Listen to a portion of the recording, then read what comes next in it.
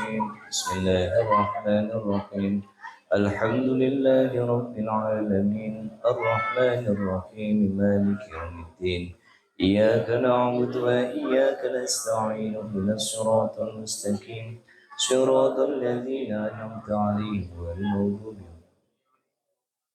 وغزوا لمقاصدنا من مقاصد الدين والدنيا والآخرة ولبركة جميع جماعة زاوية الأزمر وبركة مجلس زاوية الأزهر على هذه النيات من سورة الفاتحة أعوذ بالله من الشيطان الرجيم بسم الله الرحمن الرحيم الحمد لله رب العالمين الرحمن الرحيم مالك يوم الدين إياك نعبد وإياك نستعين اهدنا الصراط المستقيم صراط الذين أنعمت عليهم غير المغضوب عليهم ولا الضالين.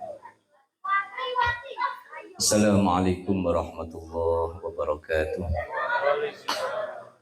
بسم الله الرحمن الرحيم الحمد لله رب العالمين الصلاة والسلام على أشرف الأنبياء والمرسلين وعلى آله وأصحابه أجمعين أما بعد.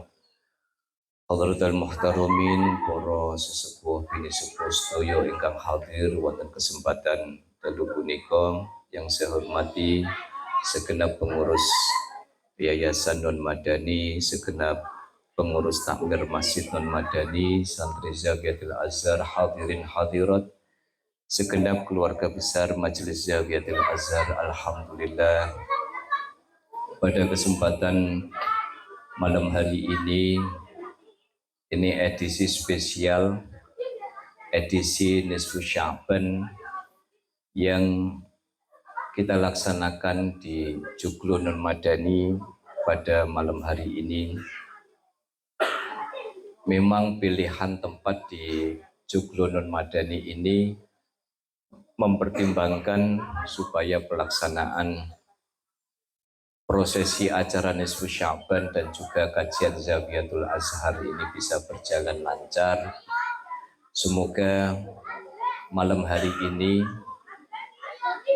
kita semua senantiasa mendapatkan barokah dari Nisfu Sya'ban setelah kita melaksanakan sholat tasbih 4 rakaat, Yasin 3 kali. Makanya saya lihat tadi waktu muluk sego itu rada emosi karena waktu yasinan ini ora rampung-rampung ya. Akhirnya pelampiasannya waktu muluk tadi kan. Saya kan diam-diam kan mengamati cara muluk itu, melihat betapa emosionalnya ibu-ibu ini ya. Tapi alhamdulillah barokah sedoyo kita semua dapat mengistiqomahkan kajian Tuhfatul Mardiyah pada malam hari ini.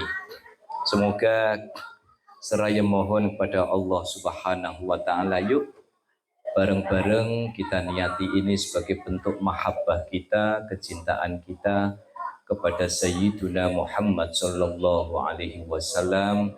Semoga kita kelak mendapatkan syafaatul uzma yaumal qiyamati. Amin Allahumma amin. Bismillahirrahmanirrahim. Qala al-muallifu rahimahullahu ta'ala wa nafa'ana bihi wa bi'ulumihi fid daraini amin. Kita akan masuk pada as-sohifah al-khamisah wassalasun, nasihat Allah kepada Nabi Musa yang ke-35. Bagi yang pegang kitab, halaman 36. Bismillahirrahmanirrahim. Qala Allah tabaraka wa ta'ala, ya bani Adam, i'lam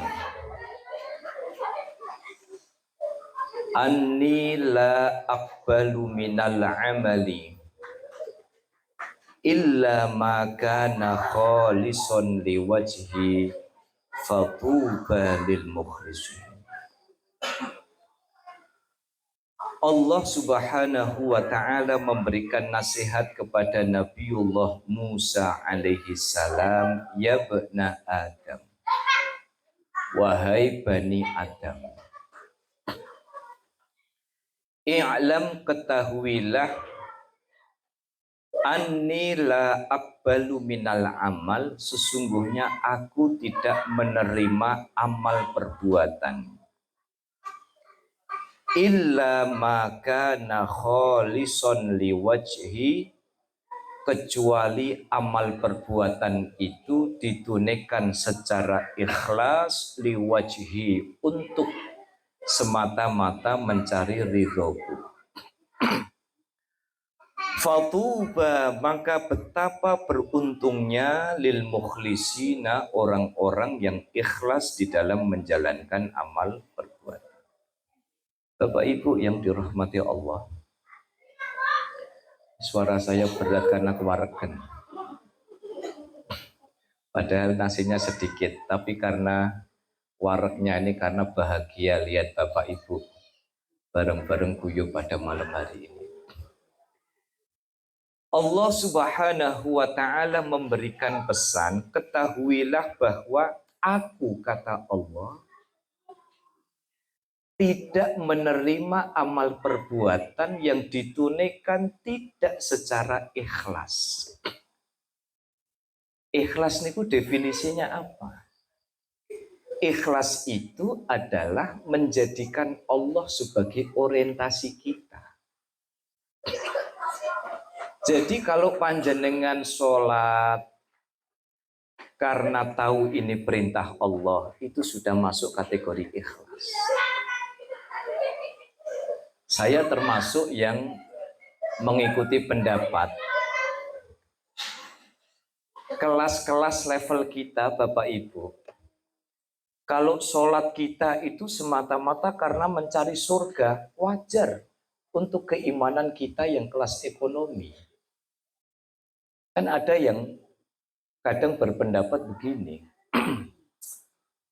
andai saja surga dan neraka itu tidak ada, masihkah kau bersujud kepadaku, kepada Allah? Sampai ekstrimnya mengatakan sholat jangan karena surga, jangan karena takut neraka, tapi karena Allah. Tapi kalau untuk kelas kita, kalau kita masih menjalankan ibadah dan Allah itu menjadi orientasi di dalam hidup kita, itu sudah cukup dikatakan sebagai ikhlas. Makanya level keikhlasan itu ada 3. Yang pertama adalah ikhlasul abidin. Ikhlasnya seorang hamba yang level keimanannya itu standar. Dia kados kula niki. Kalau saya sholat karena tahu ini perintah Allah, kalau saya sholat karena pengen dapat surga, kalau saya sholat karena takut sama neraka, itu bisa dikatakan ikhlas karena keikhlasan kita itu levelnya adalah keikhlasan ikhlasul abidin, ikhlasnya seorang hamba yang keimanannya itu masih pada level rata-rata. Jadi kalau kita disuruh atau dipaksa untuk sudah, kalau masih mikir surga, masih mikir neraka, ndak usah sholat, ya ndak gitu juga. Karena memang keimanan kita itu pada level keimanan yang masih dalam standar rata-rata umumnya manusia, sehingga kalau sholat kita masih ada embel-embel pengen dapat surga, sholat kita karena masih takut dengan api neraka, maka keikhlasan kita masuk dalam kategori ikhlasul abidin, yaitu ikhlasnya seorang hamba dalam level dan derajat rata-rata umumnya seorang manusia. Oke, ngaten nggih. Jadi nek menang nih rodok meragukan loh. Ngantuk. Ojo dikira kula ora nahan ngantuk nih. Kula yo nang ayo harus melek bareng-bareng niki. Nek wis ditakoni kok ora anu jawaban iki ta. Nggih. Kula sik rodok tesih kepedesen rica-ricane Pak Ali niki. Jadi kalau keikhlasan kita itu masih pada embel-embel cari surga, silakan dilanjutkan. Kalau kita masih dibayang-bayangi ketakutan kita kepada neraka, lanjutkan. Panjenengan tidak disalahkan. Kita tidak bisa munafik kemudian mengatakan bahwa, oh, kalau pada level seperti Sayyidatuna Robi'ah Adawiyah, kalaupun aku harus masuk neraka, jika itu memang kehendak Allah, itu levelnya lain. Beliau tidak butuh surga, beliau tidak butuh neraka, beliau hanya butuh dibersamai, didampingi oleh Allah Subhanahu wa Ta'ala. Maka yang pertama, ikhlasul abidin adalah keikhlasan seorang hamba yang masih harus diiming-imingi dengan surga dan neraka. Yang kedua, ikhlasul muhibbin. Ikhlasul muhibbin itu adalah keikhlasan seseorang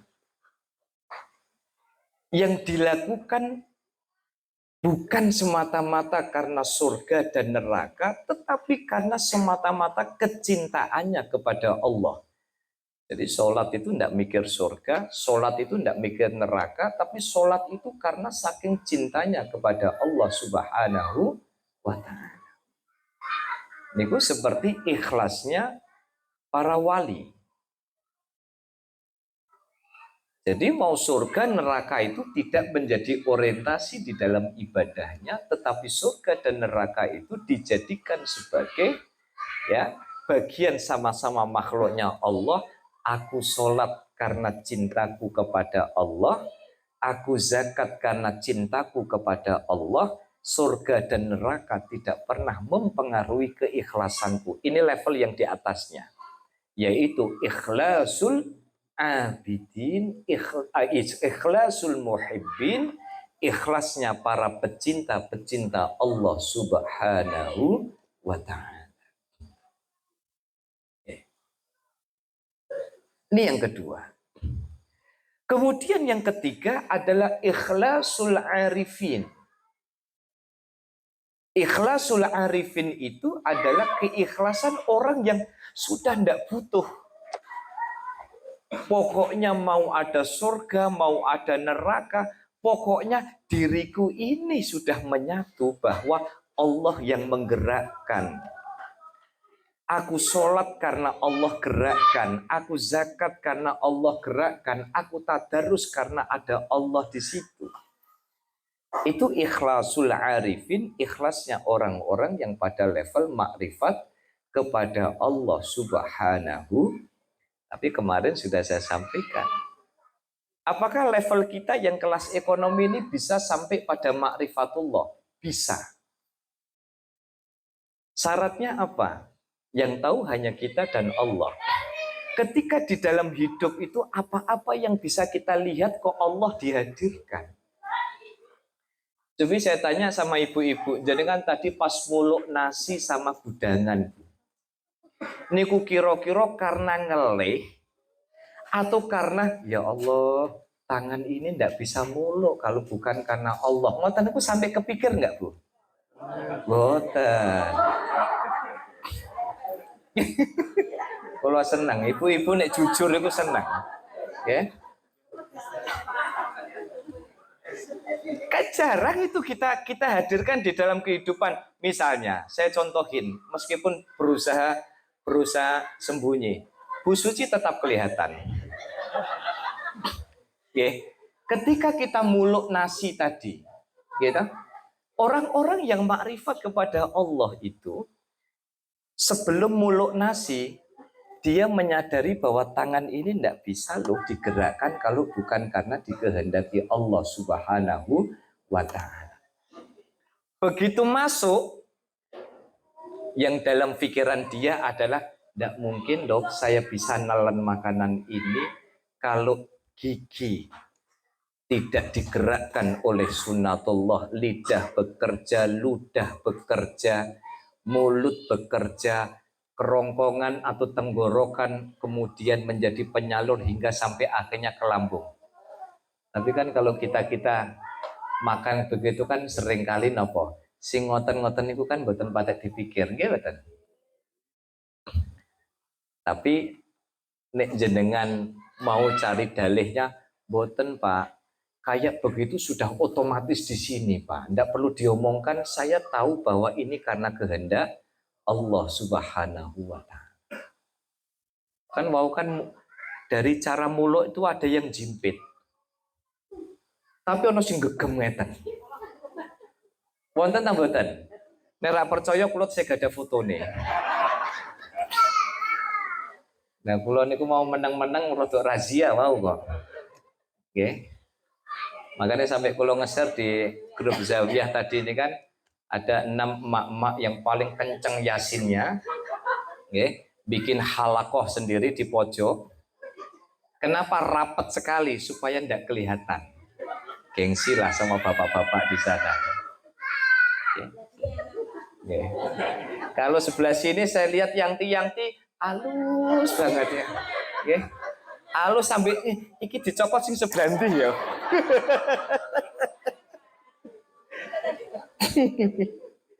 Oke.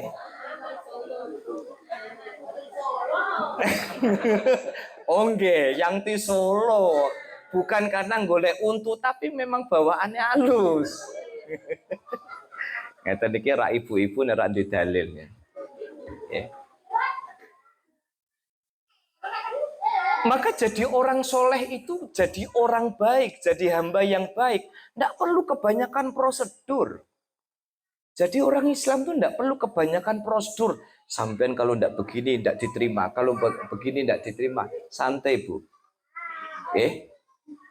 Untuk menjadi hamba yang baik di mata Allah cukup bahwa kita bersyukur Allah yang nyukupin kita, Allah yang menggerakkan sunatullah ini jenengan sudah dianggap orang baik. Maka untuk menjadi orang baik itu sesungguhnya formulanya, rumusnya, simpelnya adalah Allah masih selalu kita hadirkan di dalam kehidupan kita.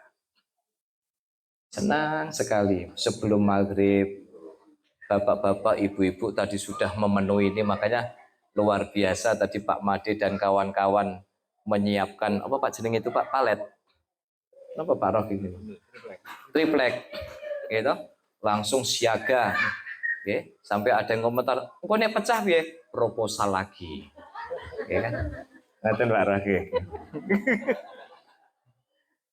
Tapi anu Pak ketahuan mau do boten hati-hati ora popong pecah karek jalu kok ngoten niku wah.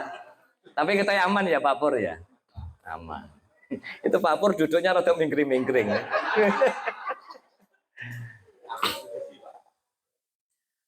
Maka Allah Subhanahu wa Ta'ala akan menerima amal perbuatan kita ketika kita ikhlas. Pada level kita sesungguhnya prosedurnya tidak sulit, prosedurnya cukup.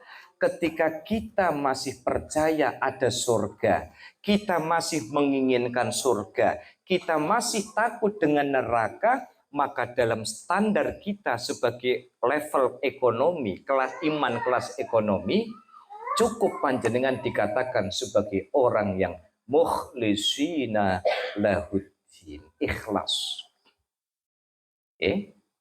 Jadi tidak perlu mengikuti prosedur ikhlas yang terlalu ribet. Pun, pulau kali jenengan ini bolo, kita satu level. Selama ibadah yang kita lakukan itu masih ada embel-embel surga, masih ada embel-embel neraka, cukup ini sebagai bagian dari motivasi kita untuk memperbaiki kualitas ibadah kita kepada Allah Subhanahu, karena memang soal keikhlasan itu memang harus dilatih. Kan rumusnya tadi, selama Allah itu menjadi orientasi di dalam hidup kita, itulah ikhlas. Makanya Bapak Ibu, dengan perso kenapa pondok-pondok pesantren itu banyak yang bertahan luar biasa, santrinya puluhan ribu. Apa karena gedungnya baik? Tidak. Gedungnya juga gitu-gitu saja. Tapi kenapa orang pada berdatangan? Karena keikhlasan kiainya, karena doa kiainya. Sampai kemarin yang saya ceritakan ya, waktu kajian tafsir itu. Wakila itu Mbah Karim Lerboyo, santrinya itu kan puluhan ribu. Niku kalau pulang dari ngaji, Bu. Pulang dari ngaji, beliau begitu sampai nopo sampai dalam jam 1, jam 2 itu tidak langsung tidur, tapi sholat malam dulu. Setelah sholat malam itu paling ngorok 2 kali 3 kali bangun lagi hanya untuk memenuhi syarat sholat tahajud. Meskipun maknanya tidak selalu begitu, beliau hanya ngorok 2 kali 3 kali bangun lagi sholat tahajud. Sampai ada yang memberikan nasihat, kiai-kiai itu tidak bisa tidur kalau sebelum tidur belum mendoakan santri-santrinya. Makanya tidak usah kaget kalau jenengan lihat di pesantren itu kitab itu gini. Dulu itu saya diswabet pakai rotan sama kiai saya gara-gara gojek itu kitab itu saya bawa gini. Dimarahin, tidak boleh kitab itu di bawah pusar itu tidak boleh, gini itu tidak boleh. Dulu itu kita harus begini. Begitu kita jalan, lihat ada Mbah Yai lewat bawa motor Vespa, kita nunduk begini. Kalau pakai teori modern, apa hubungannya itu? Tapi saya yang merasakan. Makanya di Zawiyah itu kan saya tulis, muliakanlah gurumu, niscaya ilmu akan mengangkat derajat. Kalau bahasa rodok gaule, aslinya kula niki ya ora pinter-pinter amat. Tetapi mungkin karena doa dari para kiai-kiai dulu, sowan dulu sama kiai-kiai dulu. Sehingga apa? Sehingga keikhlasan-keikhlasan itulah yang akan berbuah. Termasuk kita mulai dari pribadi kita masing-masing. Keikhlasan kita ngomong anak, keikhlasan kita bibinau berumah tangga, itu juga bagian penting di dalam kehidupan kita.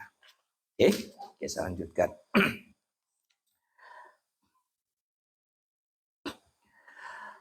Ya bani Adam, wahai bani Adam, idza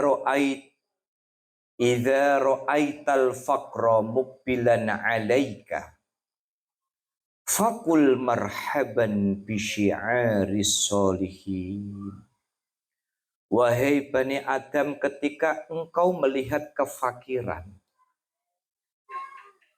maknanya ketika dalam hidupmu kebutuhanmu tidak cukup, ketika dalam hidup kita tidak punya tabungan, ketika kita lihat saudara kita kekurangan secara ekonomi, ketika kita menjalani sendiri hidup mepet duitnya, apakah bergembiranya? Fakul, maka katakanlah marhaban bi syi'aris solihin, berbahagialah bahwa orang-orang solih dulu itu hidup juga dalam keadaan serba mepet.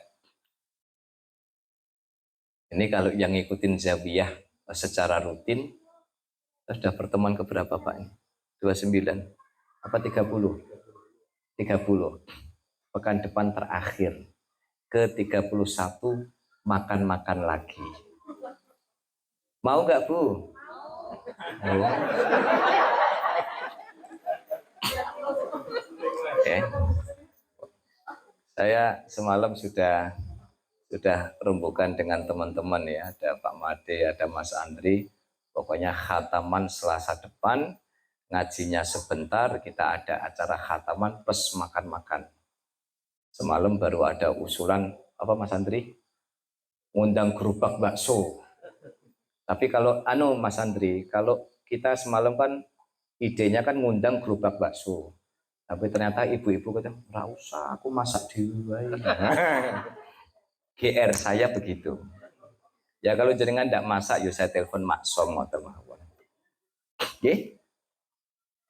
Ketika kita melihat orang yang di dalam hidupnya mepet secara ekonomi, Dan itu sering kita lihat bagaimana orang-orang alim dulu, masih ingat buka bersama dulu? Jangan sekali-kali kalian itu protes terhadap kehidupan. Masa gara-gara ndak punya uang, masa gara-gara kehidupannya cekak, kemudian kita luntur ibadahnya. Lihatlah, tidak ada orang yang lebih miskin daripada Nabiullah. Sinten?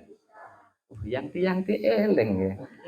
Daripada Nabiullah Isa alaihi salam. Apakah dengan kondisi Nabi Isa yang hanya punya satu pakaian, kemudian luntur ibadahnya kepada Allah? Tidak. Tidak ada orang yang lebih miskin daripada Nabiullah Isa, tetapi kualitas ibadahnya tidak luntur sedikit. Maka ketika kita melihat orang dalam keadaan fakir, maka katakanlah marhaban bisyi'ari solihin. Selamat datang. Itu loh semangatnya orang-orang solih dulu. Jadi orang-orang solih itu dulu ketika hidup dalam serba keterbatasan itu karena yang difikirkan itu umat. Bagaimana diceritakan satu wali itu setiap punya duit, setiap punya buah, setiap punya daging, hanya diambil sedikit karena mengikuti Kanjeng Nabi. Bagaimana Kanjeng Nabi setiap pagi disiapin oleh Sayyidah Aisyah radhiyallahu anha, ada anggur, ada daging onta, ada susu onta, ada susu kambing, ada roti, ada ini. Apa Rasulullah bilang kepada Sayyidah Aisyah, Aisyah, ini makanan banyak benar. Dari mana? Niki saking para sahabat mau ngeteri pagi-pagi. Rasulullah hanya nyuwil daging, hanya makan kurma 3 biji, minum susu seteguk. Kemudian beliau bilang kepada Sayyidah Aisyah, angkat makanan ini, bagikan kepada tetangga-tetangga. Kenapa Rasul? Aku tidak mau hisabku berat gara-gara aku senang sementara tetanggaku hidup dalam kebun. Loh, Rasulullah itu loh masih mikir. Padahal jelas-jelas itu sudah tiket langsung masuk surga. Itu masih mikir, jangan sampai hisabku berat, jangan sampai kemudian aku senang sementara tetanggaku hidup dalam kondisi yang tidak Nah, ini kok. Maka kalau panjenengan lihat ada kefakiran, yang kita katakan selamat, karena itulah dulu semangat orang-orang solih itu hidup dalam keadaan yang demikian. Tolong jangan disalahpahami nggih, karena yang sudah ikut zawiyah maknanya apa? Maknanya untuk menjadi orang sufi hari ini tidak perlu kita menjauhi dunia, tapi rebut dunia. Yang mau jadi politisi, jadilah politisi. Yang mau jadi miliarder, jadilah miliarder. Yang mau jadi profesor, jadilah profesor. Dunia sudah dipegang, kemudian belokkan ke arah kiblat. Wa idza ra'aital ghina mukbilan fakul dzambun ujilat uqubatuhu. Ketika engkau melihat kekayaan berada di depan jenengan, fakul dzambun ujilat uqubatuhu. Kalau tidak hati-hati, maka siksaan Allah bisa mempercepat gara-gara kekayaan seseorang. Apa maknanya? Orang kaya tapi tidak mau zakat. Orang kaya tapi tidak mau sedekah. Orang kaya tapi tidak mau infak. Ditumpuk saja kekayaannya tanpa dia berhitung bahwa ada hak-hak yang. Jadi orang kaya, harus saya ulang karena masih berkaitan. Orang kaya yang antreannya 200 tahun di belakang orang fakir, itu orang kaya yang proses auditnya memet. Kalau orang kaya itu hitungan zakatnya beres, hitungan infaknya beres, hitungan sodakonya beres, hitungan hak dan kewajibannya beres. Ya, jadi nasabah prioritas lebih cepat masuk surganya daripada orang fakir yang tidak mau berusaha. Karena kalau saya tidak kaitkan dengan ini, saya khawatir meskipun kalau yang sudah rutin ikut zawiyah pasti tidak akan memahami secara sepotong-sepotong.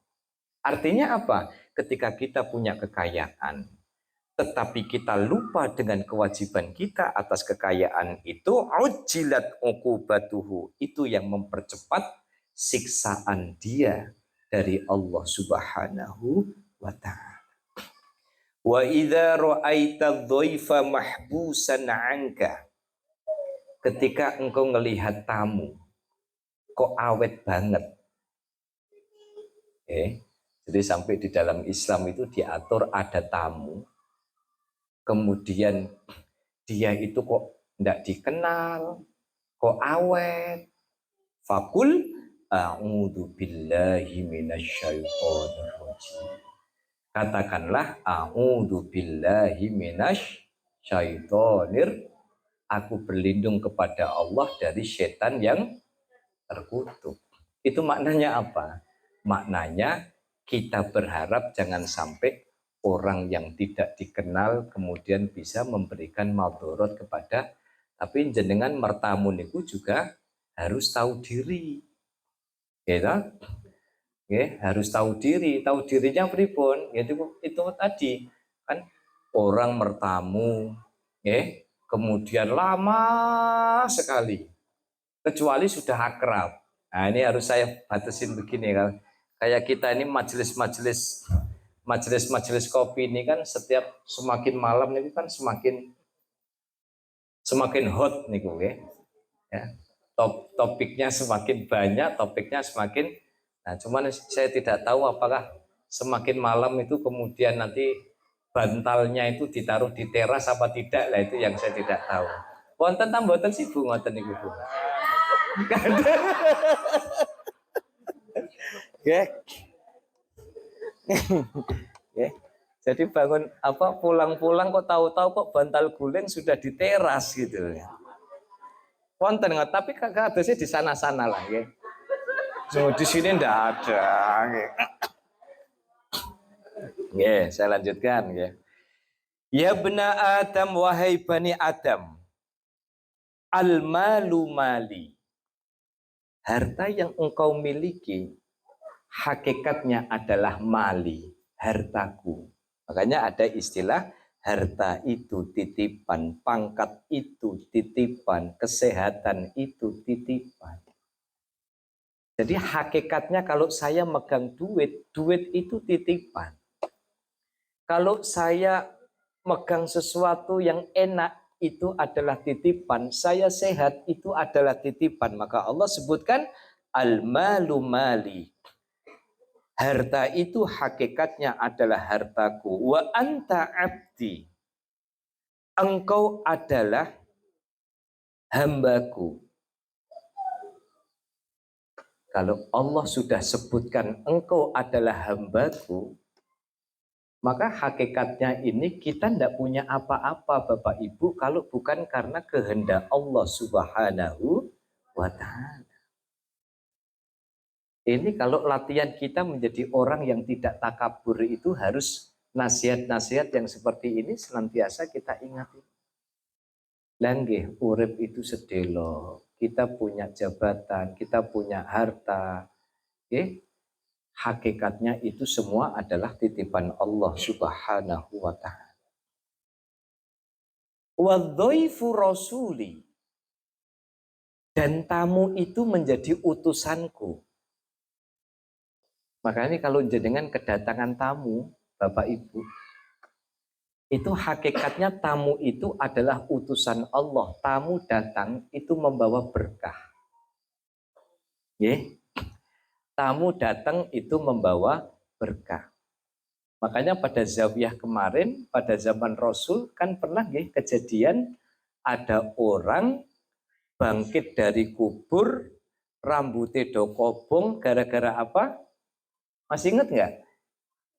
Ketika sahabat tanya kenapa Rasulullah kemudian menjawab, itu biasa nek ono tamu nggak disugati ngombe. Wonten. Wonten wonten. Soalnya akuane pencemepak no teras. Nah, gitu.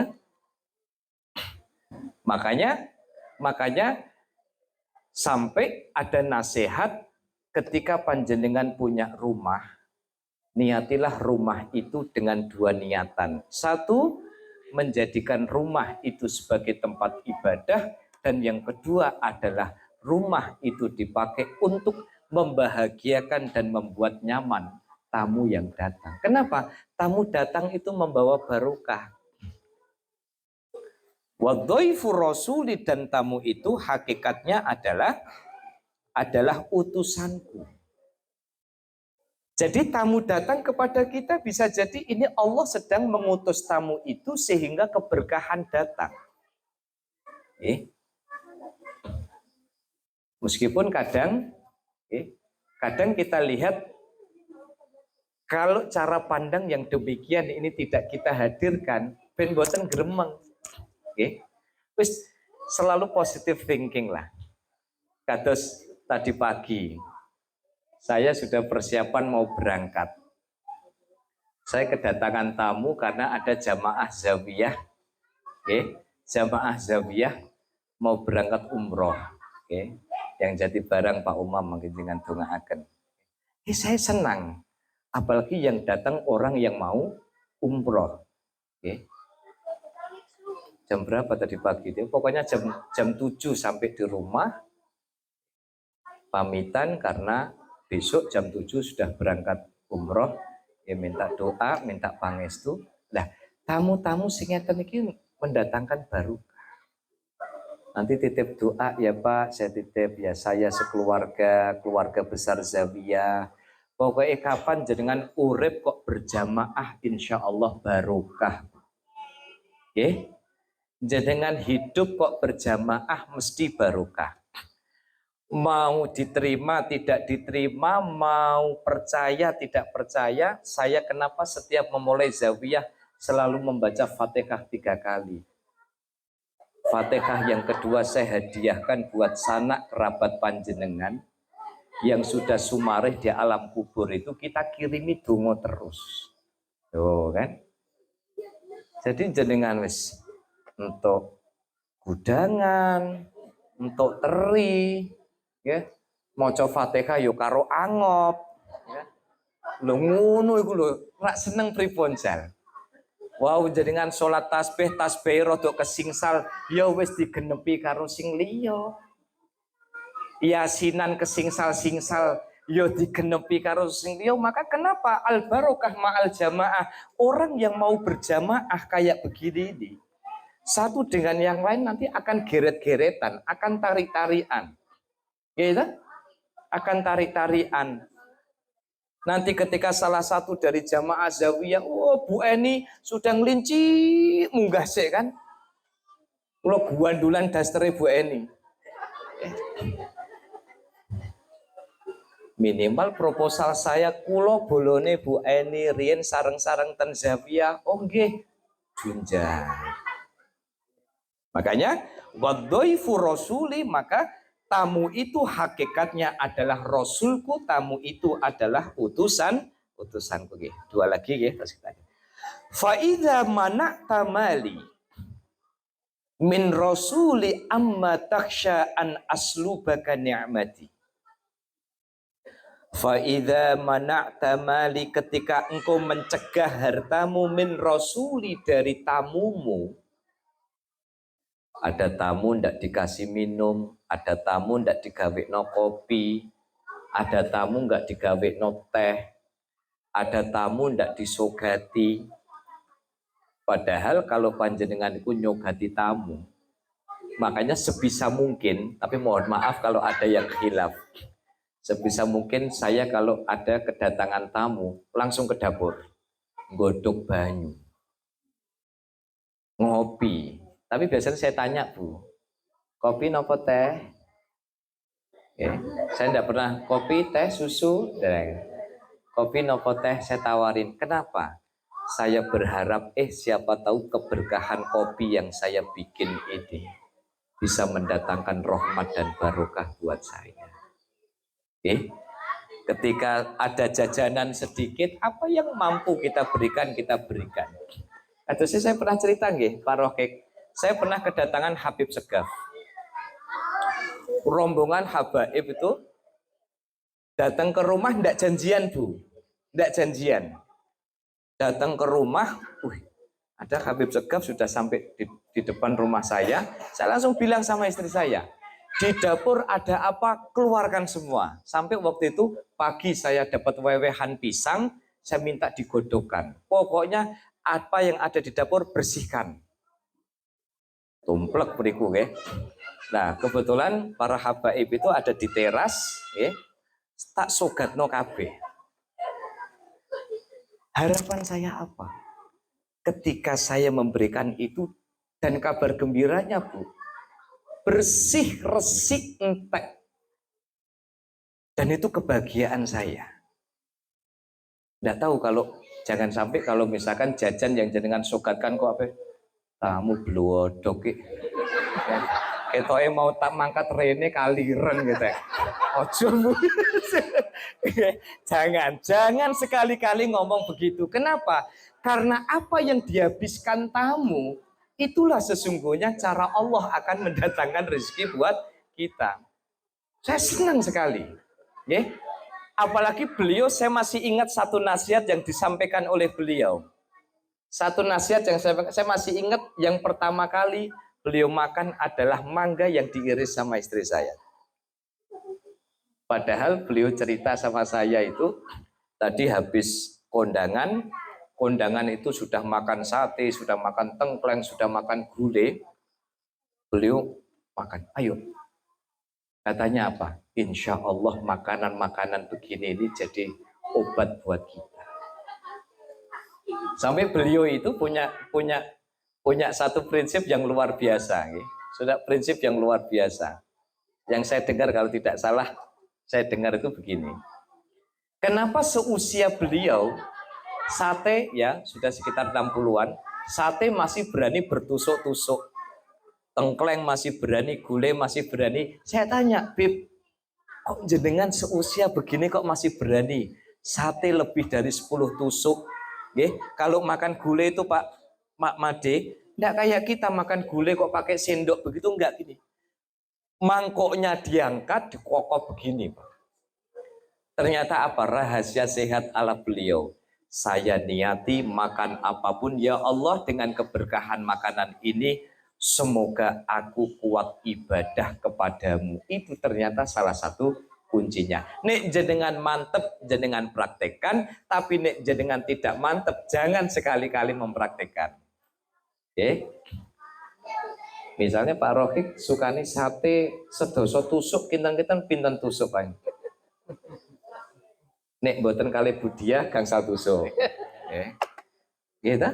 Artinya apa? Artinya bahwa jika engkau menahan hartamu, makananmu dari tamu-tamu yang datang ke rumahmu, amma taksha an aslubaka nikmati.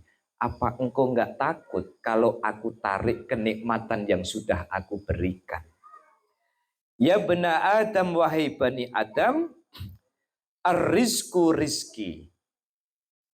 Rizki yang panjenengan miliki itu hakikatnya adalah rizki dariku. Wasyukruli, dan jika engkau bersyukur, sudah sepatutnya syukurmu itu harus dihadiahkan kepadaku. Wa naf'uhu aidun alaika, dan kemanfaatan rizki itu tetap akan kembali kepadamu.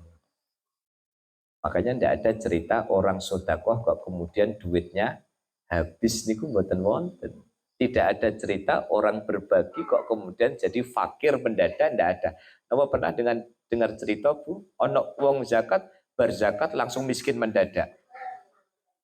Kalau sampai ada orang zakat kok miskin mendadak, mungkin mencet nol di kakian. Mesinnya 1.000 dadine 1 yuta.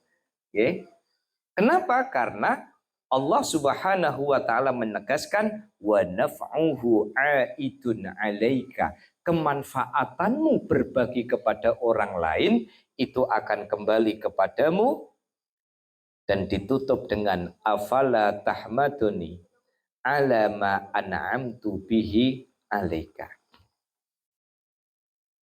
Apakah engkau tak bisa memuji rizki yang aku berikan? Nikmat yang aku berikan itu semata-mata karena kasih sayang.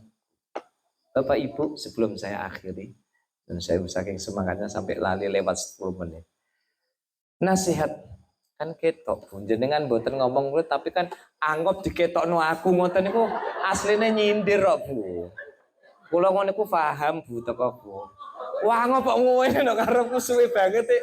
Wah nyindir. Aku langsung delok jam open lewat 10 menit kan. Saya udah bilang setengah 10 tadi rampung. Apa nasihat Allah berikan?